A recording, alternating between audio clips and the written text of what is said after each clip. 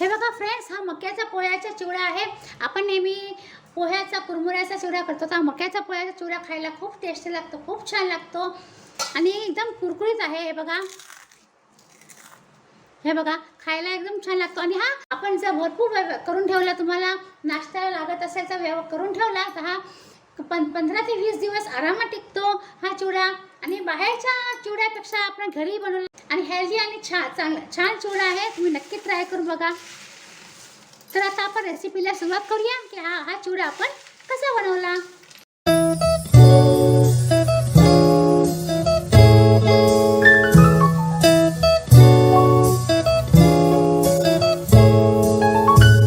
Hello friends, नमस्कार। नूतन रेसिपीजमध्ये तुमच्या सर्वांचं खूप खूप मनापासून स्वागत आहे।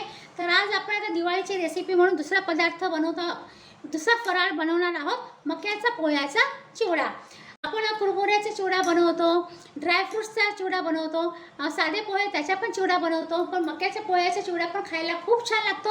आणि मुख्य म्हणजे ज्यांना पोहे चालत नसतील, म्हणजे तांदळापासून बनवलेले पोहे चालत नसतील, त्यांना हा चिवडा खायला काही हरकत नाही आहे। तर आता आपण सुरुवात करूया। तर त्याच्यासाठी मी घेतले आहेत हे मक्याचे पोहे आहेत। हे 1/2 किलोचं मी पॅकेट घेतलं आहे, 250 ग्रॅमचं पॅकेट आहे। आणि खूपच कमी इन्ग्रेडियंटमध्ये बनणारा छान टेस्टी चिवडा आहे। जास्त इन्ग्रेडियंट काही लागत नाही आहे।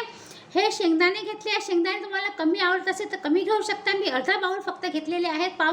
पाव किलो मक्याच्या पोह्याच्या समोर मी अर्धाच बाउल शेंगदाणे घेतले आहेत। तुम्हाला जर कमी आवडत असेल तर कमी घ्या, जास्त आवडत असेल तर जास्त पण घेऊ शकता। आणि हे आहे सुकं खोबरं, त्याला मी असं स्लाइसमध्ये कट करून घेतलेले आहेत। तुम्हाला जर खोबरं पण तुम्हाला जर जास्त आवडत असेल तर जास्त घ्या। माझ्या घरात चिवड्यामधलं खोबरं कोणी जास्त खात नाही म्हणून मी कमी घेतलं आहे। आणि हे आहे कढीपत्त्याने ह्याचा टेस्ट खूप छान लागतो आणि सुगंध पण खूपच छान येतो आहे। तुम्हाला जर हिरव्या मिरच्या ॲड करून चिवडा बनवायचा असेल तर तुमच्या आवडीप्रमाणे, तुम्ही किती तिखट खाता त्याप्रमाणे तुम्ही हिरव्या मिरच्या बारीक कापून घ्या। जसं आपण चिवड्याला कापतो तशा बारीक कापून घ्यायच्या चिवड्याला।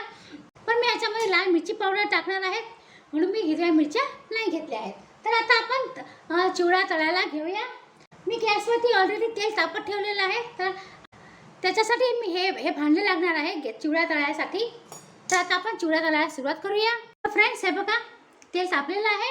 आणि आता आपण काय करायचं आहे, हे असं झारा असतो ना, तो घ्यायचा, त्याच्यावरती थोडे मक्याचे पोहे टाकायचे आणि आपल्याला तळून घ्यायचं आहे। आणि तेल मी फास्ट ठेवलेलं आहे, फास्ट गॅसवर केलं आहे।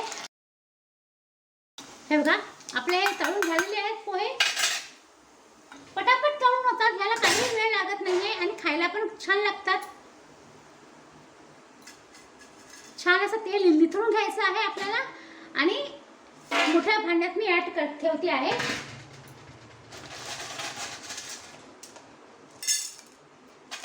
थोडे पोहे घेऊन करायचं आहे, म्हणजे सगळे पोहे आपले छान असे फुलून निघतील। जर एकदम जास्त पोहे आपण ॲड केले ना तर कच्चे राहायचे,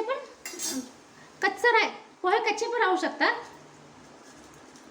छान असं पोह्याचं तेल निथळलं की आपण ॲड करायचं। बघा ह्याप्रमाणे आपण सगळे पोहे मी तळून घेते आहे। हे बघा फ्रेंड्स, हे मी सगळे पोहे तळून घेतलेले आहेत। बघा की सगळे पोहे छान असे मस्तपैकी फुगून निघाले आहेत। आणि 1/2 किलो पोह्याचे कमीत कमी आपला अर्धा किलो तरी चिवडा तयार होतो आहे। आता परत मी झारा घेते आणि शेंगदाणे ॲड करते आहे। शेंगदाणे आपण छान असे तळून घ्यायचे आहे।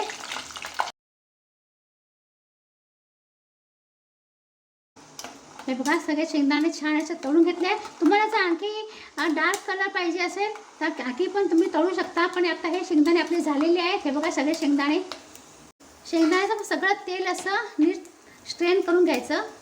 आता शेंगदाणे आपण ह्याच्यामध्ये ॲड करूया। आता मी सुकं खोबरं घेतलं आहे। सुकं खोबऱ्याला तळायला जास्त वेळ लागत नाही, ते पटकन तळून होतं।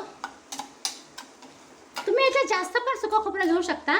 ह्याच्यामध्ये तुम्ही काजू पण ॲड करू शकता। काजू पण थोडेसे फ्राय करायचे आणि ते ॲड करायचे। आता हा कढीपत्ता आहे, तो आपण फ्राय करून घेऊया। तुम्हाला जर वेगळी फोडणी द्यायची असेल ना कढीपत्ता तळून, तर वेगळी पण फोडणी तुम्ही देऊ शकता। कढीपत्त्याला व्यवस्थित आपण तळायला पाहिजे, त्याचा मॉइश्चर निघून जायला पाहिजे, नाही तर मग चिवडा आपला खराब होऊ शकतो। कढीपत्ता छान असा तळून कुरकुरी झाला की आपण ह्याच्यामध्ये ॲड करूया. हे बघा फ्रेंड्स, आता आपला सगळा चिवडा तळून तयार झालेला. कढीपत्ता, शेंगदाणे आणि खोबरं पण तळून तयार केलेलं आहे.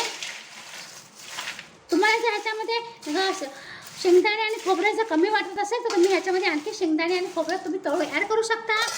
तुम्हाला जर ड्रायफ्रूट्स ॲड करायचे असेल, काजू आणि बदाम, ते पण तुम्ही तेलामध्ये थोडंसं तळून ॲड करू शकता. पण हा चिवडा मी एकदम सोप्या पद्धतीने बनवला आहे आणि कमी इन्ग्रेडियंटमध्ये बनवलेला आहे. खायला खूप छान लागतो. तुम्ही नक्की ट्राय करा. आता आपण ॲड करायचं आहे अकॉर्डिंग टू टेस्ट सॉल्ट आणि ही मिरची पावडर. रेड चिली पावडर मी ॲड केली आहे. तुम्ही जर ग्रीन चिली तळून ॲड केली असेल तर मग रेड चिली ॲड करायची गरज नाही आहे. आता सगळं छान असं मिक्स करून घेऊया. हे बघा, सगळं आपल्या चिवडा मस्तपैकी करून झालेला आहे. हे बघा फ्रेंड्स, आता हा आपला सगळा चिवडा झालेला आहे करून. तुम्ही नक्की ही रेसिपी ट्राय करून बघा. नेहमी आपण पोह्याचा कुरमुऱ्याचा चिवडा करतो, मक्याच्या पोह्याचा चिवडा आपण क्वचितच करतो. आणि फ्रेंड्स, तुम्ही जर नूतन रेसिपीला सबस्क्राईब केलं नसेल अजूनपर्यंत, नूतन रेसिपीजमध्ये नवीन असाल तर प्लीज नूतन रेसिपीजला तुम्ही सबस्क्राईब करा, लाईक करा. हा मक्याच्या पोह्याचा चिवडा तुम्ही नक्की करून बघा. जर तुम्हाला रेसिपी आवडली तर लाईक करा आणि कमेंट करा की ही रेसिपी तुम्हाला कशी वाटली. तर ह्या दिवाळी तुम्ही ही रेसिपी नक्की ट्राय करून बघा. तर आता फ्रेंड्स, आता आपण पुन्हा भेटूया दुसऱ्या रेसिपीसह. तोपर्यंत गुड बाय. आणि ही रेसिपी पूर्ण बघितल्याबद्दल तुमच्या खूप खूप खूप आभार. थँक्यू. Bye bye.